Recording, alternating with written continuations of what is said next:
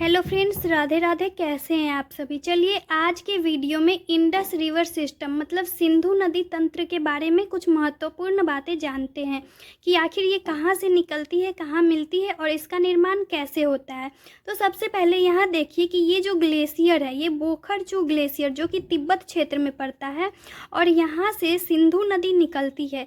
सिंधु नदी को जो है तिब्बत में सेंगी सेंगपो के नाम से जाना जाता है। फिर सिंधु नदी आगे बढ़ते हुए भारत में दमचियोक नामक स्थान पर प्रवेश करती है। फिर ये जास्कर श्रेणी और लद्दाख श्रेणी के बीच से गुजरते हुए यहाँ पे पीओके में प्रवेश करती है, जहाँ ये श्योक नदी से मिल जाती है।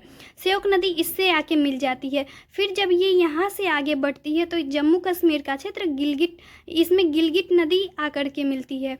और ये जो है दर्दिस्तान, यहाँ पे सिंधु नदी पाकिस्तान में प्रवेश करती है और फिर पाकिस्तान में विभिन्न नदियाँ इससे आके मिलती है, जैसे काबुल नदी, कुर्रम नदी, गोमल नदी इत्यादि। अब भारत के अंदर के नदियों के बारे में जानते हैं। देखिए, भारत में 5 नदियाँ जो है सिंधु नदी से आके मिलती है, जिसको सम्मिलित रूप से पंचनद के नाम से जाना जाता है। सबसे पहले यहाँ जानते हैं कि ये झेलम नदी है। सबसे पहले झेलम नदी जो कि जम्मू कश्मीर के वैरीनाग से निकलती है। श्रीनगर जैसे बड़े शहर भी इसी के किनारे बसे हैं। उसके बाद ये वूलर झील जो कि झेलम नदी पर ही स्थित है, जो मीठे पानी की सबसे बड़ी झील है। और झेलम नदी जो है भारत और पाकिस्तान का बॉर्डर बनाती है। फिर झेलम नदी आगे बढ़ते हुए चेनाब नदी से मिल जाती है। आपको बता दें कि चेनाब नदी जो है सिंधु नदी में सीधे मिलने वाली एकमात्र नदी है और बाकी नदियाँ इससे आकर के मिलती है। तो झेलम नदी के बाद जानते हैं चेनाब नदी के बारे में। तो यहाँ पे देखिए कि ये जो है हिमाचल प्रदेश का एरिया है। यहाँ के बारालाचा दर्रा, यहाँ पे दो सरिताएं बहती है, एक चंद्र और एक भागा। तो चंद्र भागा दोनों जब मिलती है तो इसे चंद्र भागा के नाम से जाना जाता है। फिर आगे चल करके इसे झेलम नदी चेनाब नदी के नाम से जाना जाता है। फिर चेनाब नदी यहाँ से आगे बढ़ते हुए डायरेक्ट ये सिंधु नदी में मिल जाती है, जो कि मिठानकोट में है। इससे पहले जानिए कि यहाँ पे फिर चेनाब नदी के बाद ये रावी नदी जो कि रोहतांग दर्रा, ये भी हिमाचल प्रदेश में ही पड़ता है। रोहतांग दर्रा, यहाँ से रावी नदी निकलती है और फिर यहाँ पे जाके वो चेनाब नदी से मिल जाती है।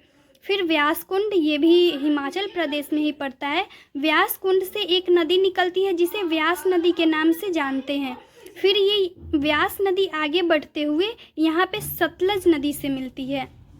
सतलज नदी से जहाँ पे ये मिलती है उसे हरिके बैराज के नाम से जाना जाता है, उस स्थान को। उससे पहले यहाँ जानिए कि ये जो बोखरचू ग्लेशियर हमने देखा, इसी के पास में मानसरोवर झील है और ये राकस ताल है।